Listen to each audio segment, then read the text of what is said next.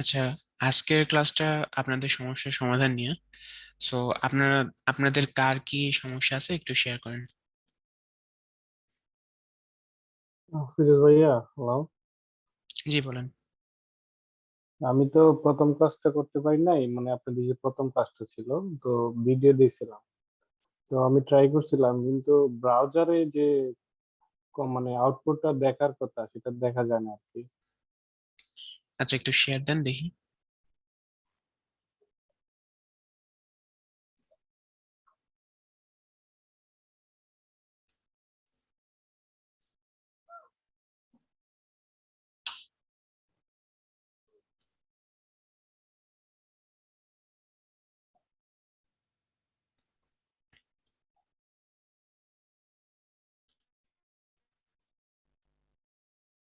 আচ্ছা, আপনার জেএস ফাইলটা একটু ওপেন করেন তো, মানে টেক্সট এডিটর দিয়ে।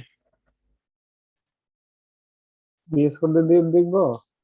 জি, যে কোনো একটা এডিটর দিয়ে দেখলেই হলো। আর এইচটিএমএল ফাইলটা।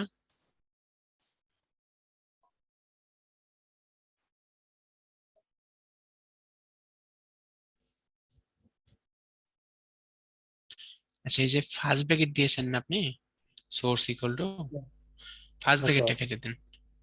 এইগুলা। হ্যাঁ।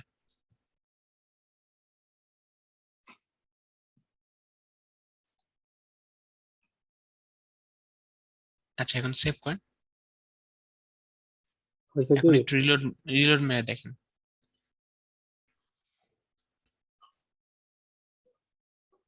হচ্ছে না তো। আচ্ছা, জেএস ফাইলের নামটা কি ছিল একটু দেখি। আচ্ছা, টু। আপনার এইচটিএমএল ফাইলটা কই আছে? এখানে দেখছি শর্টকাট লেখা আছে। এটা হচ্ছে আপনার, আমি ডিফল্ট ভাবে ওপেন করছিলাম তো, এই জন্য এই যে এইচটিএমএল ফাইল প্লাস ডট হ্যাঁ, এইচটিএমএল। কিন্তু এটা আপনার কোন ফোল্ডারে আছে জানেন কি? কারণ এটা শর্টকাট ফাইল। রাইট ক্লিক করেন ফাইলটাতে। প্রপার্টি সেল দেখতেছি। ওই যে আহ, আচ্ছা, এখানে জাভা যে জাভাতে আছে। ফোল্ডার নামে আছে, ওই ফোল্ডারের ভিতরে দেখেন লেখা আছে। এখানে আমি যাচ্ছি, এখানে যাচ্ছি।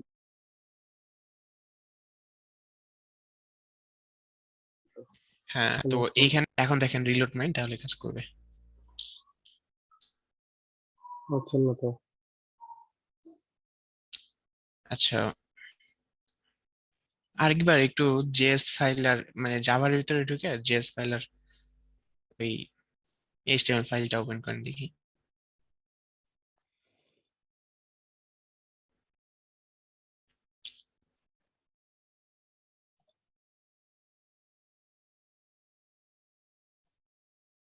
কনসোল বিএস কোডের মাধ্যমে ওপেন করেন।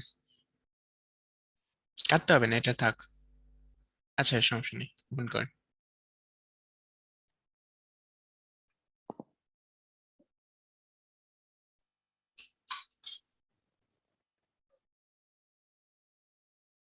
আচ্ছা, এই যে স্ক্রিপ্টে দেখেন ওইখানে স্ক্রিপ্টের যে গ্রেটার দেন চিহ্ন আছে না, আচ্ছা, দেন চিহ্নটা ইয়ে করে দেন, মানে শেষের দিকে, স্ক্রিপ্টের শেষের দিকে। হ্যাঁ, কি ওইটাই করতে হবে?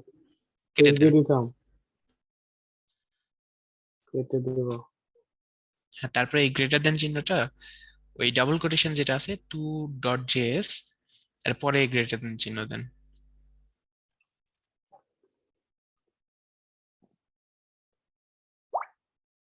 মানে সেম চিহ্নটা। বুঝছে? আচ্ছা, শেষের স্ক্রিপ্টটা কেটে দেন, বা যে কোনো একটা স্ক্রিপ্ট কেটে দেন, মানে দুইটা হয়ে গেছে দেখেন। আচ্ছা, এখন সেভ করেন।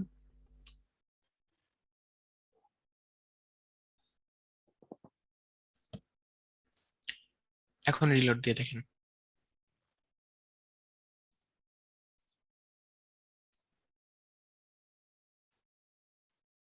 হ্যাঁ, হয়েছে। আচ্ছা। তো ভাই, এটা প্রবলেম কি ছিল?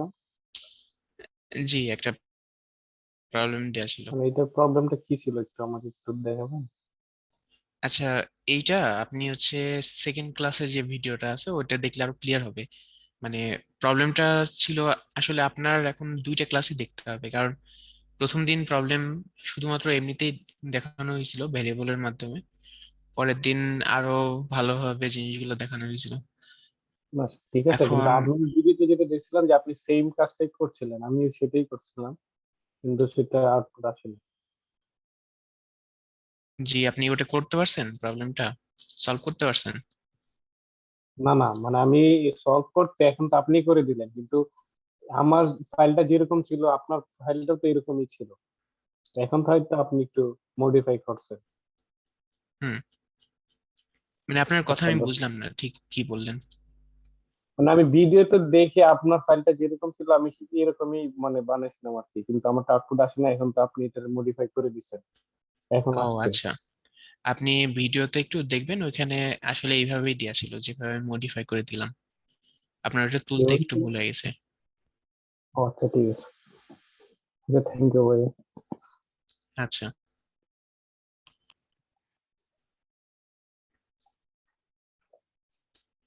আচ্ছা, আর কারো কি কোনো সমস্যা হয়েছে?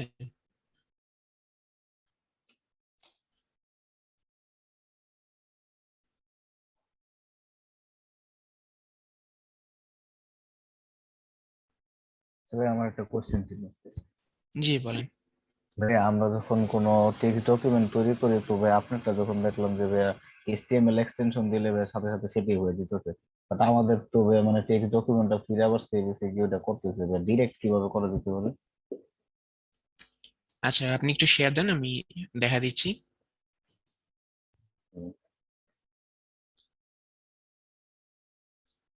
আমার স্ক্রিন দেখা যাচ্ছে? শেয়ার হচ্ছে, হ্যাঁ দেখা যাচ্ছে। তো ভাইয়া যখন এই আচ্ছা। যে আর কি মানে ভাই আমি টেক্সট ডকুমেন্টে যাচ্ছি, তো সাপোজ আমি এরকম এক্সটেনশন দিয়ে তৈরি করতেছি, তো ভাই ডিরেক্টেড এইচটিএমএল ফাইল হতেছে না, তো আমি ওইটার কথা আর কি বলতেছি না। আচ্ছা, এইটা করতে গেলে আপনার হচ্ছে সরাসরি ভিএস কোড দিয়ে করতে হবে। আপনি যে ভিএস কোড একটু আগে ইউজ করছিলেন না, হ্যাঁ ভাই। ওখানে যান। হ্যাঁ। এখানে যে দেখেন ফাইল লেখা আছে, ফাইলের উপর ক্লিক করেন, হ্যাঁ। নিউ এখানে ফাইল। কি ভাই নিউ ফাইলে যেতে হবে, তারপরে ভাই আর কি সেভ হ্যাঁ, দিয়ে তারপরে কি এক্সটেনশন দিয়ে করতে হবে? এখন সেভ এর উপর ক্লিক করলে আপনার ওই জিনিসটা চলে আসবে, আর আচ্ছা। এক্সটেনশন যা ইচ্ছে দিয়ে দিলে চলে আসবে। ও আচ্ছা ভাই, ঠিক আছে, বুঝতে পারছি।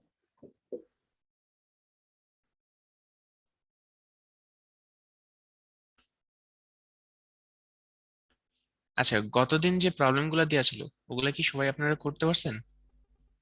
জি ভাই, করতে পারছি।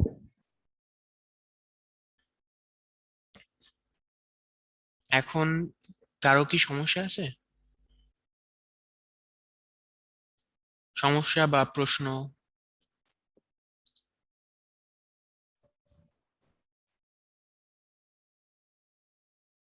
আচ্ছা, আমি একটু ইন্টারফেয়ার করতাম। আমাকে শোনা যাচ্ছে? জি ভাইয়া। হ্যালো। জি ভাই, শোনা যাবে। জি ভাইয়া, শোনা যাচ্ছে। আচ্ছা, গত 3টা টাস্কে যাদের হচ্ছে মূলত প্রবলেম সলভিং এর ক্লাসগুলো ছিল, যারা হচ্ছে প্রবলেম গুলো সলভ করেছেন, আমরা তাদের আইডি এবং নামটা আমরা কালেক্ট করে নিব আপনাদেরকে আজকেই। হ্যাঁ, আপনাদের যে টেস্ট হবে না, সেই টেস্টে সেখানে 20% মার্কস থাকবে। মানে এখন পর্যন্ত যারা আপনারা প্রবলেম গুলো সলভ করেছেন তাদের উপরে, কারণ তারা একটু এক্সট্রা বেশি মার্কস পেয়ে থাকবেন, ঠিক আছে? কারণ ডেইলি যারা কন্টিনিউ করছেন ক্লাসগুলো, তাদেরকে আমরা বেশি প্রায়োরিটি দিব, কারণ হচ্ছে আপনাদের মার্কসের ক্ষেত্রে সেটা একটু অবশ্যই ভেরি করবে। ওকে, থ্যাংক ইউ।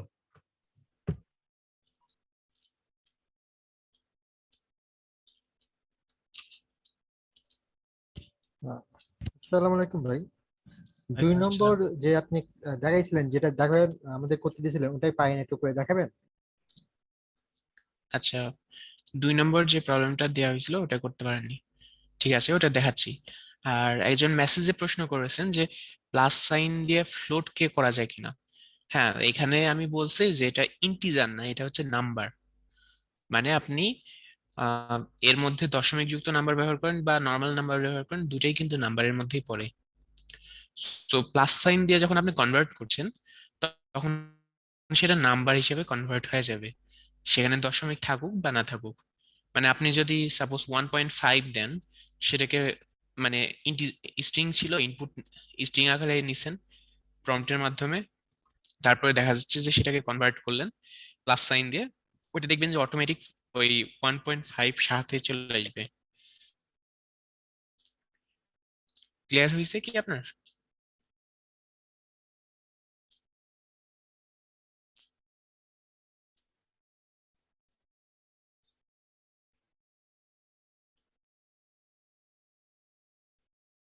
সেকেন্ডটা পারেন নাই বলতে, সেকেন্ড সমস্যাটা যেটা। জি ভাই। আচ্ছা, আর কারো কি কোনো প্রশ্ন আছে? আমি এটা দেখাচ্ছি, বাস সবগুলো প্রশ্ন একটু নিয়ে নিই। ভাইয়া গত ক্লাসে যে টাস্কটা দিছেন এটা একটু করে দেখেন। জি, ওটা দেখাচ্ছি। কারো কি কোনো প্রশ্ন আছে? না ভাই, তথ্য নাই।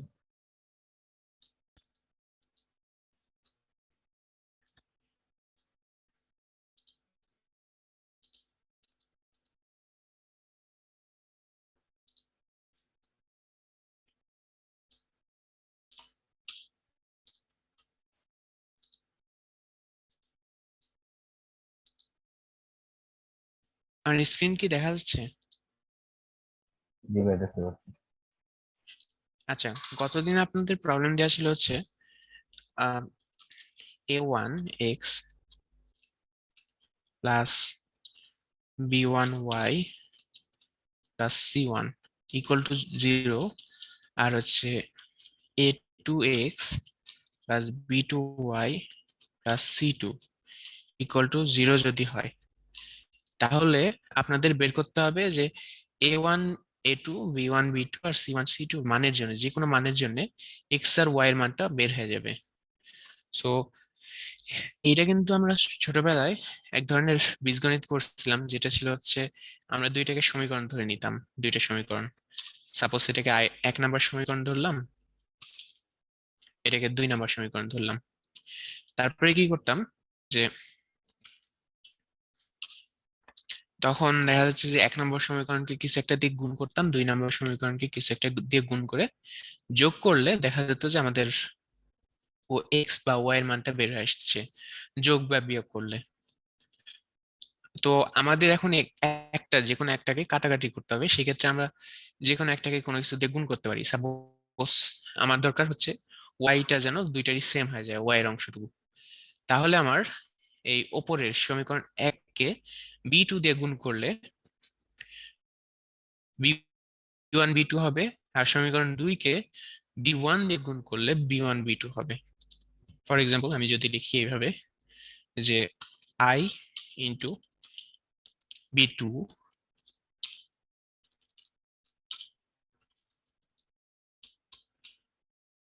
এটা মাইনাস 2 নম্বর সমীকরণকে যদি বি1 দিয়ে গুণ করি,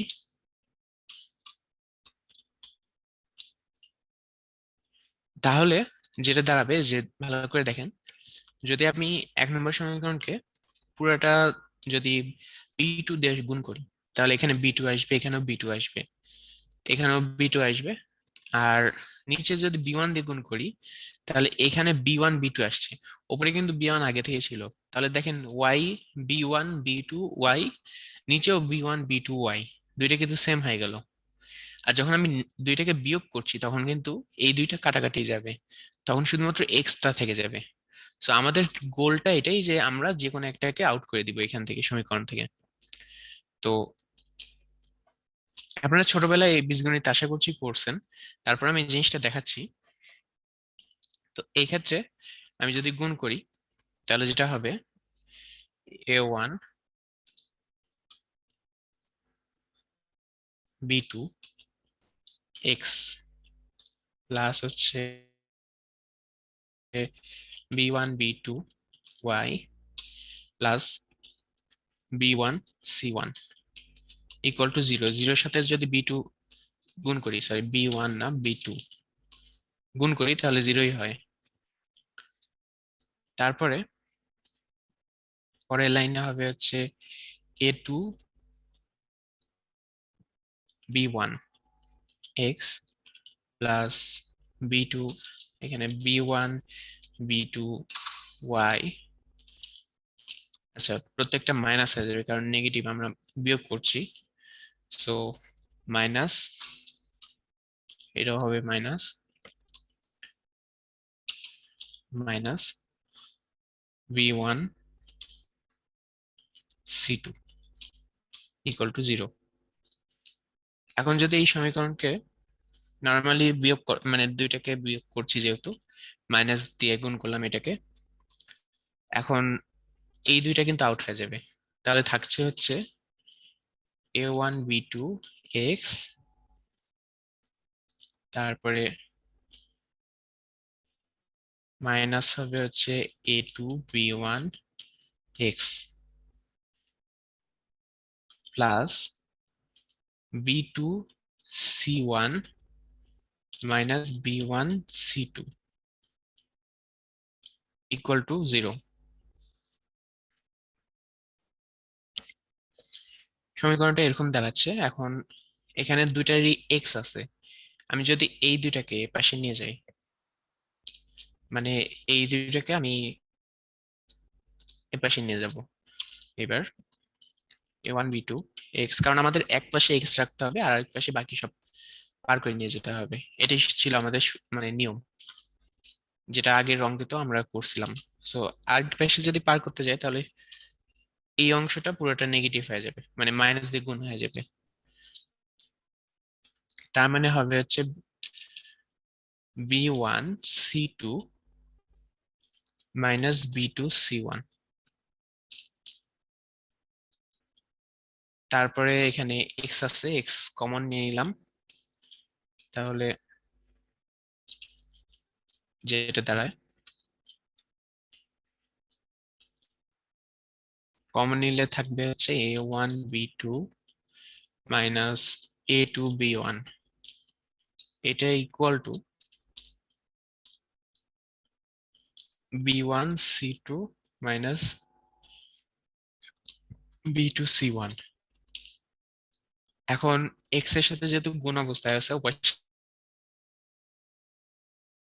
নিয়ে গেলে ভাগ হয়ে যাবে, তো আমি এই অংশটাকে ওপাশে নিয়ে চলে যাচ্ছি, অপর পাশে।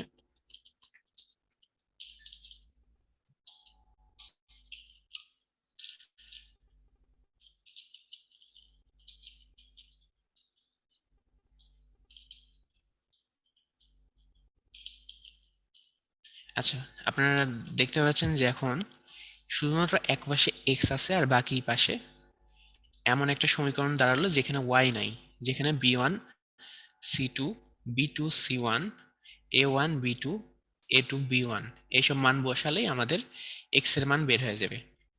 এখন এক্স এর মান নিয়ে যে কোনো একটা সমীকরণে বসাই দিলে কিন্তু ওয়াই এর মানটা বের হয়ে যাচ্ছে। সেটার জন্য আমাদের যেটা করতে হবে যে 2 নম্বর সমীকরণ বা 1 নম্বর সমীকরণে এক্স এর মান, সাপোজ আমি ওয়াই ইকুয়াল টু বের করব, সেক্ষেত্রে যেটা দাঁড়াচ্ছে 2 নম্বর সমীকরণকে যদি সাপোজ নিই, তাহলে যেটা হবে a2x plus b2y plus c2 equal to 0। এখানে আমি এক্স টাকে ওপাশে নিয়ে যেতে হবে, তাহলে ওয়াইটা এই পাশে থাকবে, b2y equal to a2 minus a2 x minus c2। এখন b2 টাকে যদি ওপাশে নিয়ে যাই তাহলে y ইকুয়াল টু যেটা দাঁড়াবে minus a2x plus c2 divide by b2। এখন এখানে যদি আমি x এর মানটা বসিয়ে দিই তাহলে y এর মানটা বের হয়ে যাচ্ছে। তো এই পর্যন্ত ম্যাথটা কি সবার কাছে ক্লিয়ার?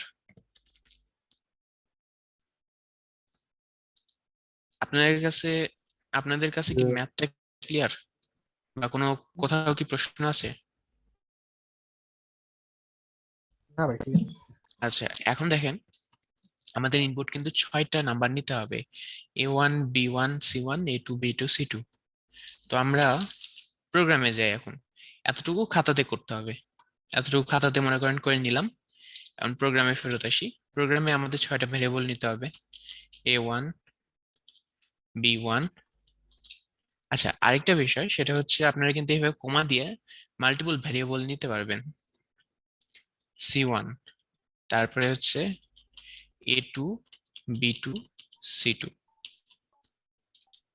এখন আমাদের প্রত্যেকটাকে ইনপুট নিতে হবে। A1 ইকুয়াল টু প্রম্পট, তারপরে এখানে লিখে দিলাম A1 এর মানটা ইনপুট দিতে হবে। এইভাবে আমাদের 6টা নিতে হবে।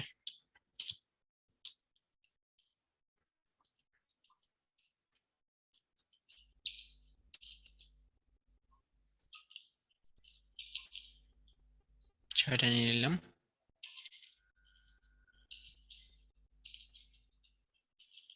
এটা জাস্ট হেল্পের জন্য, যেন ওইখানে ইনপুট নেওয়ার সময় বলে দেয় যে কোনটার মান নিতে হবে।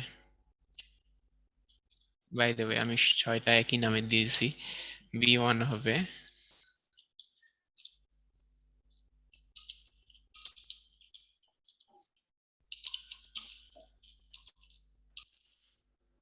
C1,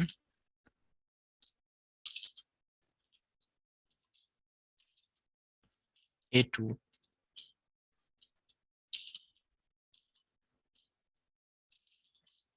B2,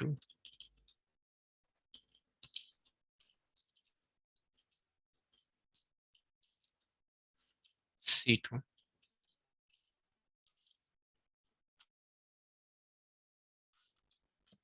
তো আমি ইনপুট নিয়ে নিলাম। এখন আমার জাস্ট এই দুইটা সমীকরণে যদি বসাই দিই, তাহলে কিন্তু আমার মান বের হয়ে চলে আসবে। সো আমি এই সমীকরণটাকে কপি করছি। লেট এক্স ইকুয়াল টু, একটা কথা মাথায় রাখবেন, B1, C1, C2 এইভাবে কিন্তু আমরা খাতাতে করলে এটা নিবে। খাতাতে করলে আমরা বুঝি যে হ্যাঁ এই দুইটা গুণ অবস্থায় আছে, কিন্তু প্রোগ্রামকে আমাদের অবশ্যই ইনটু আকারে বোঝাতে হবে জিনিসটা। আর জিনিসটা কনফিউশন দূর করার জন্য আপনারা চাইলে একটা করে ব্র্যাকেট ইউজ করতে পারেন এক্সট্রা। আর হ্যাঁ, নর্মালি আমরা যেটা হয় যে ম্যাথে ফার্স্ট ব্র্যাকেটের ভিতরে আমরা, মানে সেকেন্ড ব্র্যাকেটের ভিতরে ফার্স্ট ব্র্যাকেট ইউজ করতাম, মানে একটা ব্র্যাকেটের ভিতরে আরেকটা ব্র্যাকেট ইউজ করতে গেলে আমরা সেটাকে ফার্স্ট সেকেন্ড এইভাবে নির্ধারণ করে দিতাম। কিন্তু এই ক্ষেত্রে, প্রোগ্রামের ক্ষেত্রে, শুধুমাত্র একটা ব্র্যাকেটই আপনারা ইউজ করবেন, সেটা হচ্ছে ফার্স্ট ব্র্যাকেট। যদি ডাবল ইউজ করার প্রয়োজন পড়ে তাহলে ভিতরে আবার ফার্স্ট ব্র্যাকেট দিতে পারবেন, কোনো সমস্যা হবে না। তো এখানে আমি ইনটু দিয়ে দিলাম, পুরোটাকে ফার্স্ট ব্র্যাকেট দেখিয়ে দিচ্ছি, ইনটু।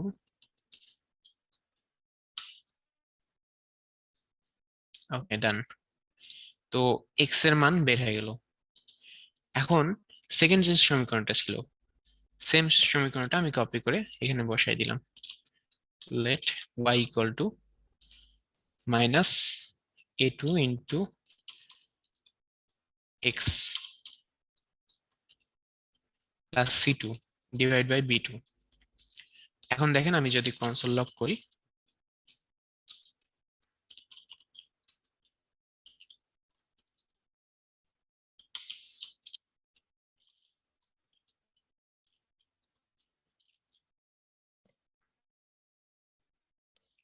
তাহলে আমাদের দুইটা মান বের হয়ে যাবে, এক্স আর ওয়াই এর মান।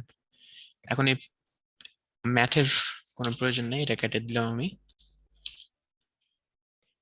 এখন যদি আমি এটাকে রান করি,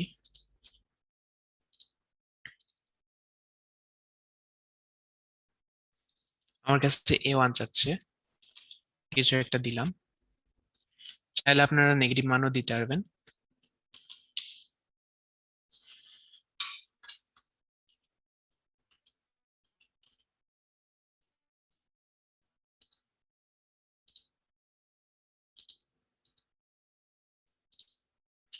আচ্ছা, এটা আমি সাফারিতে আছি, এটা কনসোল লগ দেখানো যাবে না।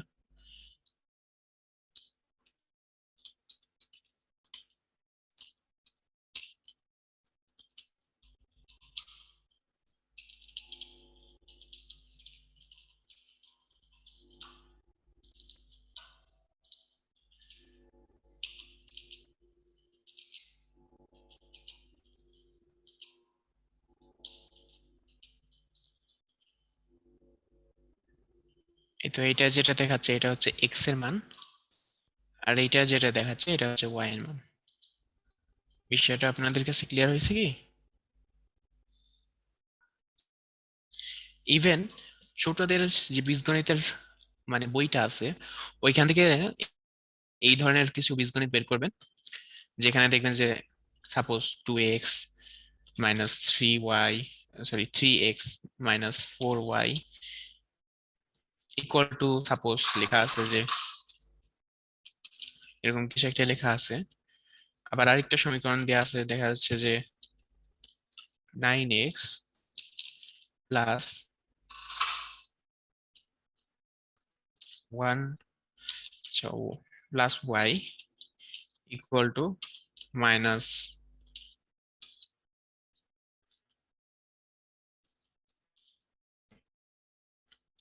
এরকম দেওয়া আছে দুইটা সমীকরণ। আপনাদের ওই সমীকরণ দুইটা নিয়ে এই অঙ্কে কিন্তু বসে আপনারা দেখতে পারবেন যে এক্স আর ওয়াই এর মানটা কত আসবে। মানে আপনার পুরো অঙ্কটা আর করতে হবে না, ব্যাস এখানে বসাই দিবেন মানগুলা। এখন মানগুলা কিভাবে বসাবেন, এক্ষেত্রে যেটা করতে হবে, ছোট্ট একটু এক লাইন করে নিতে হবে আপনার।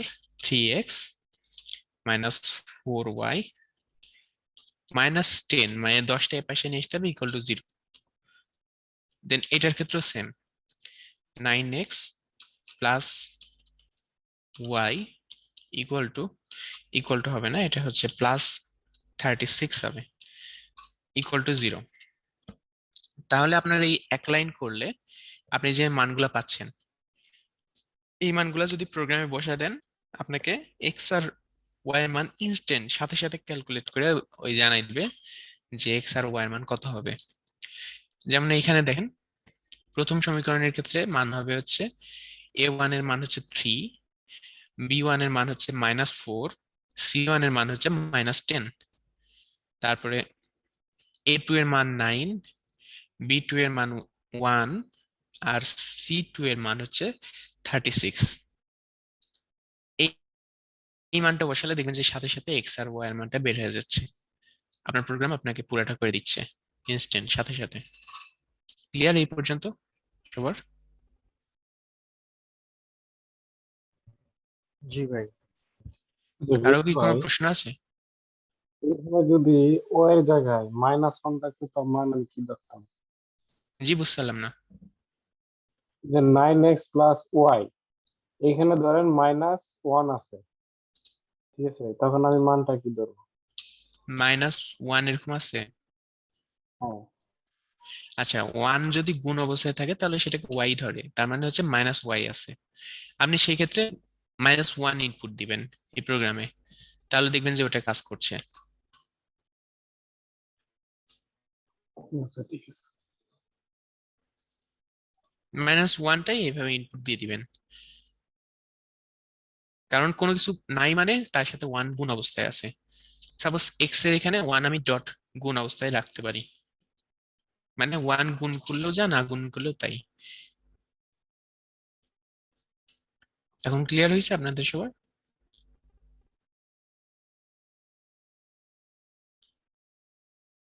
আচ্ছা, কারো কি কোনো প্রশ্ন আছে? সময় তেমন হ্যাঁ, একটা নাই। আমি একটা জি, কোশ্চেন করতে চাচ্ছিলাম যে জি বলেন। এই যে ম্যাথস করে আমরা মানে বাগ বাউন্ডারিতে মানে আমাদের কি এ ধরনের ম্যাথস করা লাগবে, আর যদি করা লাগে তাহলে কোথায় করা লাগবে? বাগ বাউন্ডারিতে আপনাদের ম্যাথ করতে হবে না। ম্যাথটা আপনাদের এই কারণে করাচ্ছি যেন এই ম্যাথ গুলা দিয়ে আপনাদের প্রোগ্রামটা ভালোভাবে আয়ত্তে চলে আসে। সেখানে যেও আপনাদের বিভিন্ন ধরনের দেখা যাচ্ছে যে বাগ খুঁজতে যায়, আপনি ওইখানে দেখা যাচ্ছে একটা ক্যালকুলেশন আছে, আপনি চিন্তা করলেন যে এই ক্যালকুলেশনটাকে যদি এরকম ইনপুট দিই তাহলে এই ক্যালকুলেশনটা ফেল হতে পারে। সাপোজ মনে করেন আপনার সার্ভার কিছু একটা ইনপুট নিচ্ছে, এখন সেটা ক্যালকুলেট করছে, আপনি তখন চিন্তা করলেন যে এই ক্যালকুলেশন যদি দিই তাহলে ফেল হতে পারে, তখন আপনি সেটা দিয়ে ট্রাই করলেন, তখন সেটা একটা ইরর তৈরি করতে পারে, বাগ তৈরি করতে পারে। তো সেখানে এই ধরনের কাজ হেল্প করতে পারে, কিন্তু বাগ বাউন্ডারিতে হয়তো বা সরাসরি আপনাদের ম্যাথ কাজে লাগবে না, কিন্তু প্রোগ্রাম আয়ত্ত করতে গেলে ম্যাথ প্র্যাকটিসটা অনেক ভালোভাবে হেল্প করে। ইভেন আপনারা যদি প্রোগ্রাম দিয়ে কোনো কাজও করতে যান তখন কিন্তু ম্যাথের প্রয়োজন প্রচুর পরিমাণ পড়ে। বুঝতে পেরেছেন? জি ভাইয়া, আপনি যেটা লিখছেন এই যে এই কোডটা দিয়ে দিয়েন একটু আচ্ছা, শেয়ার বুঝতে আচ্ছা, করে পারছি দিয়েন। ভাই, কিন্তু আমি কোডটা বলছি যে আমরা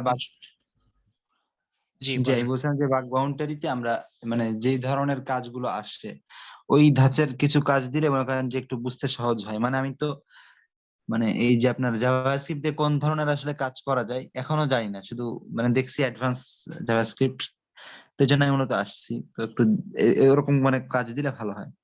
আচ্ছা, বাগ বাউন্ডারির ক্ষেত্রে যদি আপনি জাভাস্ক্রিপ্টের কথা এখন বলেন, তাহলে সেক্ষেত্রে দেখেন জাভাস্ক্রিপ্ট দিয়ে বাগ বাউন্ডারি এই কারণে সম্ভব, কারণ আপনার যে ইউজার সাইটে যে ডাটাগুলো আসতেছে ওগুলো কিন্তু পুরোটাই জাভাস্ক্রিপ্ট দিয়ে আসে। মানে সাপোজ মনে করেন আমি যদি একটা ওয়েবসাইটে ভিজিট করি, তাহলে দেখবেন যে কোনো ওয়েবসাইটে যদি আপনি ভিজিট করেন, তাহলে মাস্ট এখানে দেখতে পাবেন ইন্সপেক্টে গেলে আপনাদের এখানে জাভাস্ক্রিপ্ট ফাইল থাকবে, জাভাস্ক্রিপ্টের ট্যাগ থাকবে।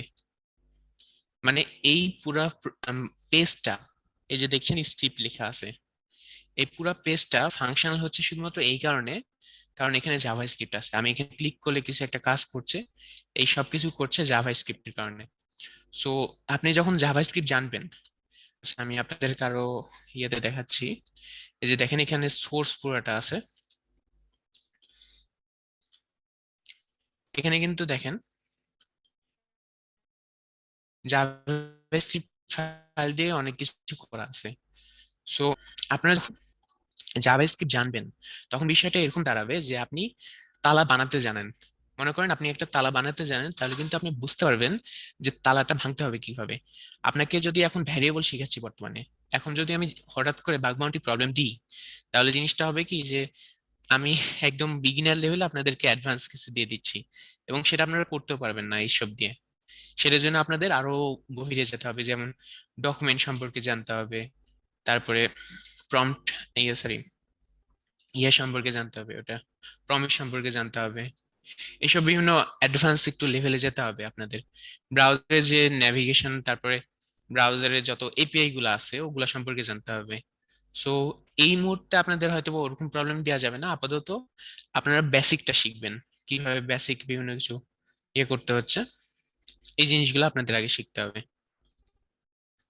বুঝতে পারছেন কি? জি ভাইয়া, থ্যাংক ইউ। তো কিন্তু আমি বলছিলাম যে আমরা সকলেই তো এখানে মনে করেন যে কেউ কাজ হয়তো ম্যাথে ভালো করে বোঝে না, তো সকলের দিকে বিবেচনা করে যদি সেরকম সহজ কাজ দেওয়া হয় তাহলে আমরা সকলেই করতে পারি। এখন ম্যাথ না বুঝলে বুঝতে হবে, কারণ প্রোগ্রামটা পুরোটাই হচ্ছে ম্যাথের উপরে। কারণ আপনাদের যদি কারো ম্যাথে সমস্যা থাকে, তাহলে সেক্ষেত্রে সেটা বলবেন, সেটা নিয়েও দরকার হলে দেখা যাচ্ছে যে কিছুটা এক্সট্রা ভাবে বুঝাই দিলাম। যে অংশটা সাপোজ একটা লাইন বুঝতে পারলেন না, তখন সেটা আলাদা ভাবে বুঝাই দিলাম। কিন্তু ম্যাথ না বুঝলে আপনাদের মানে প্রোগ্রাম করাটা অনেক কঠিন হয়ে যাবে। আর এটা কিন্তু খুব অ্যাডভান্স ম্যাথও না, খুব বেশি হাই কোয়ালিটির দেখা যাচ্ছে যে ডিফারেন্সিয়েশন বা এই ধরনের কোনো অ্যাডভান্স কোয়ালিটির ম্যাথ কিন্তু না। এগুলো একদম বেসিক লেভেলের ম্যাথ, যেখানে আমরা এক্স ওয়াই চলক এসব ব্যবহার করে বিভিন্ন কাজ টাজ করতাম। আর আপনাদের ম্যাথ প্রয়োজন পড়বে অনেক কিছুতেই। বলতে পারেন যে ম্যাথ দিয়েই পুরা কম্পিউটারের দুনিয়াটা চলছে। এই কারণে ম্যাথটা জানাটা খুবই জরুরি। আর এখানে অতটা হাই কোয়ালিটির ম্যাথ আসবে না। আপনাদেরকে যেটা দেখাচ্ছি এটা খুবই ছোট একটা, মানে ছোট ক্লাসের, মেবি ক্লাস 6 অথবা 7-এ পাবেন লাস্ট 9-10-এও আছে এটাই আর কি, ম্যাথ ক্লাস। এই ধরনের। এটা এটা বেসিক ম্যাথ, এটা বীজগণিত রাশির অঙ্ক। হ্যাঁ, বীজগণিতের বেসিক ম্যাথ এটা। ক্লাস 9 এগুলা 10-এ তো বীজগণিত আছে, কিন্তু এগুলা ভাইয়া একটু ওই অ্যাডভান্স লেভেলে বীজগণিতে আছে। অ্যাভেলেবেল আছে। এগুলা যারা অন্তত এসএসসি পাস করছে তারা সবাই এগুলার সাথে পরিচিত, সেজন্য বুঝতে না তারপরেও পারার যদি কথা না। তারপরে যদি আপনাদের বুঝতে অসুবিধা হয়, তাহলে আপনারা বলবেন, আমি সেই লাইনটা আরো ভালোভাবে বুঝাই দিব। ম্যাথ আপনাদের এতটুকু ম্যাথ অন্তত লাগবে প্রোগ্রামিং এর ক্ষেত্রে, কারণ এখানে ভ্যারিয়েবলের ব্যাপার আছে, বুঝতে আচ্ছা পারছেন? ভাইয়া, বাগ বাউন্ডারিতে যদি কোনো প্রবলেম আপনি ফাইন্ড আউট করতে পারেন, সেই ক্ষেত্রে জি নাকি সেটা যতজনে ফাইন্ড আউট করছে সবাই সাবমিট করবে, সেখান থেকে লটারির মাধ্যমে নেওয়া হয়, এটা কি ঠিক? আচ্ছা না, ঠিক আছে এটা কথা। আসলে একটু ফিরোজ, আলাদা সিস্টেম। ফিরোজ, জি ভাইয়া। আচ্ছা নতুন করে কি ক্লাসের লিংক দিব আবার নাকি? better জি হবে। ভাইয়া, আরেকটা লিংক দেন। আচ্ছা ঠিক আছে, আচ্ছা, তাহলে একটু সবাই অন্য লিংকে জয়েন করেন, আমি হ্যাঁ। এই প্রশ্নের উত্তর ওই লিংকে এসে দিচ্ছি। আমি তাহলে এটা ক্লোজ করে দিচ্ছি আর নতুন লিংক আমি দিচ্ছি। ওকে জি ভাইয়া। ওকে, থ্যাংক ইউ।